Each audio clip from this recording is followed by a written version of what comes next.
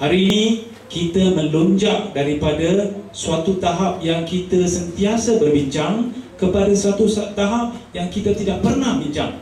Orang asli pun mesti mengadakan satu standard untuk diri mereka sendiri, iaitu janganlah kita asyik di keadaan di mana kita asyik membincang mengenai hak tanah, hak pendidikan, hak kesihatan, hak terhadap infrastruktur. Kita kena tanya sekarang, sudah tiba masa untuk orang asli bertanya bukan sesama sendiri, tetapi semua kaum-kaum lain di negara ini, biarpun kaum Melayu, biarpun kaum India, biarpun kaum Cina dan lain-lain, ataupun orang-orang dari Sabah dan Sarawak. Orang asli sekarang ni kena tanya, mana hak saya untuk berkongsi pentas kepimpinan? Siapa yang boleh beritahu saya sekarang ni, daripada 1957 sampai sekarang, ada satu wakil rakyat orang asli di Malaysia? Ada satu exco orang asli di Malaysia? Ada satu orang asli di parlimen? Ada? Tak ada, langsung tak ada. Mengapa sudah jadi macam ni? Adakah orang asli bodoh? Adakah orang asli tidak ada sebarang kelayakan? Adakah orang asli ini tidak mampu memberi sebarang pentadbiran yang canggih dan khusus dan sempurna? Adakah orang asli ini tidak boleh menjadi seorang yang pandai mengurus? Ini semua persepsi yang telah ditanam begitu lama di dalam jiwa orang asli, sampai hari ini kita lihat tidak ada sebarang orang asli yang sudah mau naik menjadi pemimpin. Ini yang menjadi masalah. Masalah ini yang saya nak bincang dengan orang asli. Sebab itu kita di sini.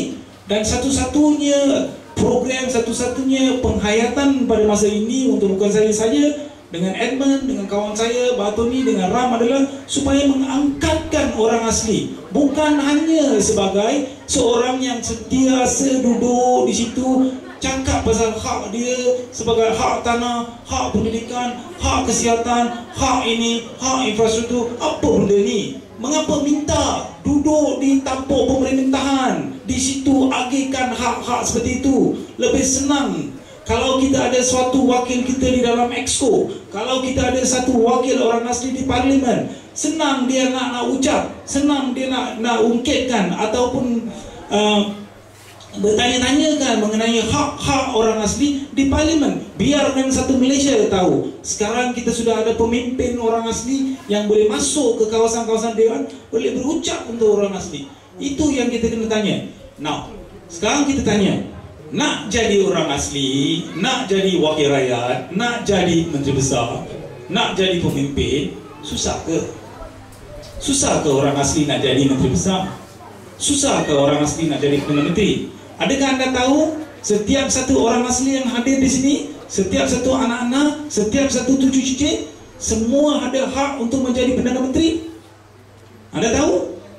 Saya beritahu, sebab perlembagaan Malaysia memperuntukkan hak itu. Sesiapa daripada kalangan orang Malaysia yang lahir di sini, yang mempunyai mandat daripada rakyat, yang mempunyai mandat daripada kesemua majoriti di parlimen, boleh menjadi Perdana Menteri. Mengapa tidak salah satu daripada orang asli mendapatkan mandat daripada semua rakyat Malaysia untuk menjadi seorang Perdana Menteri? Apa salahnya sekiranya salah satu daripada orang asli di sini menjadi Menteri Besar Perak? Perlembagaan Perak mewajibkan seseorang untuk menjadi Menteri Besar. Selain daripada kelayakan yang lain, dia mestilah seorang yang beragama Islam dan juga bangsa Melayu. Itu merupakan peruntukan. Tapi sering kita dengar bahawa dikata orang Melayu dan orang Islam sahaja dua-dua boleh menjadi Menteri Besar. Itu memang tidak tepat. Sebab selain daripada itu, Tuanku Sultan Perak juga mempunyai budi bicara khas yang mutlak. Dia boleh memilih siapa-siapa yang berpendapat, yang beliau berpendapat boleh memerintah dengan wajar, dengan adil. Jadi kuasa itu memang ada pada Sultan. Jadi sekiranya di antara anak-anak muda di sini sanggup berkorban demi masyarakat orang asli, menjadi wakil rakyat, menjadi adul, dan sekiranya mempunyai mandat yang sedia ada, bolehlah kita bincang mengenai suatu masa depan daripada sekarang ni. Orang asli boleh jadi Menteri Besar Perak, Orang asli boleh menjadi wakil rakyat Perak. Orang asli boleh menjadi Perdana Menteri Malaysia. Ini semua perkara yang tidak mustahil lah. Daripada mata setiap satu orang asli yang ada di sini, saya boleh lihat semua kelayakan orang asli sudah ada. Cuma satu kelayakan yang begitu tidak berapa pasti. Saya akan sebutlah nanti apa kelayakan itu. Kita lihat di seluruh dunia sekarang ini adalah apa yang kita katakan sebagai suatu masa yang interesting times, period yang begitu menarik, di mana kaum-kaum minoriti yang sentiasa lama telah tertindas, terpencil, bangun menjadi ketua-ketua negara. Kita ambilkan suatu contoh, negara Amerika. Sekarang kita tahu Presiden Amerika ini seorang yang berbangsa kulit hitam. Dia ni setengah kulit hitam lah. Dia itu kaum minoriti masuk sebagai Presiden Amerika. Tapi yang menyokong dia untuk menjadi Presiden Amerika, anda tahu ramai yang menyokong dia adalah daripada kalangan kaum putih, kulit putih. Obama pergi ke Eropah, di negara Jerman, di Berlin. Apa yang berlaku di situ? 60 tahun sebelum ini, kalau kita lihat semasa pemerintahan Adolf Hitler, semasa sebelum Perang Dunia Kedua, orang-orang kulit hitam dihina seolah-olah mereka ini setengah manusia, setengah monyet. Itu yang penghinaan yang telah setiap lama orang-orang kulit hitam telah pun menderita. Tapi bila Obama pergi ke Berlin, tempat yang sama 60 tahun sebelum ini orang-orang kulit hitam dihina, hari ini lebih daripada 200,000 orang putih Jerman membanjiri untuk memberi sokongan kepada seorang kaum kulit hitam yang merupakan daripada kaum minoriti. Apakah benda ini tidak boleh jadi di Malaysia? Mungkin boleh jadi. Saya rasa sekiranya seorang asli di sini begitu menyerlah dengan kepimpinan dia, pasti kawan-kawan saya, iaitu orang Cina, India, Melayu, semua akan menyokong. Sekarang Malaysia pun sudah mula untuk melangkah ke arah bukan isu perkauman untuk memilih pemimpin.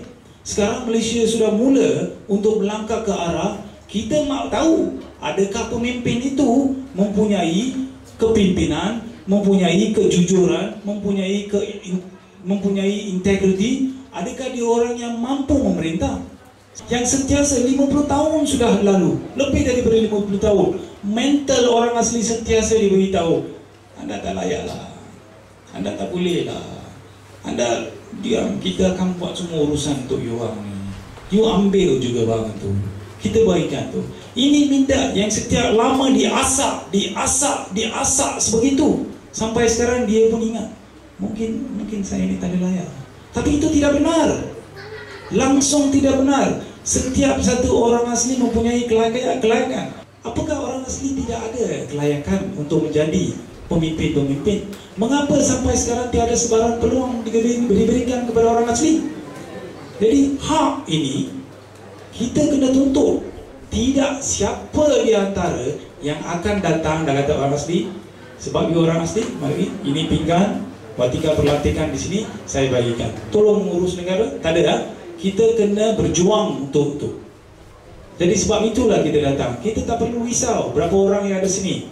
Message yang kita kena sampaikan tu akan sampai juga. Percayalah kepada saya. Sekiranya di antara kamu orang asli yang ada yang menyerlah dalam kepimpinan, yang ada yang pandai mengurus, yang ada yang jujur dan mempunyai etika, maka tidak kira kaum mana, kaum India, Cina, Melayu, siapa pun tak kira, mereka pasti akan menyokong orang asli untuk menjadi pemimpin.